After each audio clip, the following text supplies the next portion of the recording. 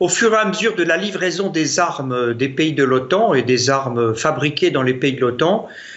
celles-ci sont détruites. Alors au départ, au début du conflit, il y avait surtout livraison des armes qui avaient été construites lors de la période soviétique, et donc la Russie et l'Ukraine possédaient le même type d'équipement. Ces armements ont été largement détruits parce que les pays membres de l'OTAN voulaient d'abord se débarrasser de leurs anciennes armes, notamment les anciens pays du pacte de Varsovie, les anciens stocks d'armes qui dataient de l'Union soviétique, mais ensuite, évidemment, des armes de plus en plus sophistiquées des pays de l'OTAN ont été envoyées, fabriquées aujourd'hui, et au fur et à mesure, la Russie s'est adaptée de manière très remarquable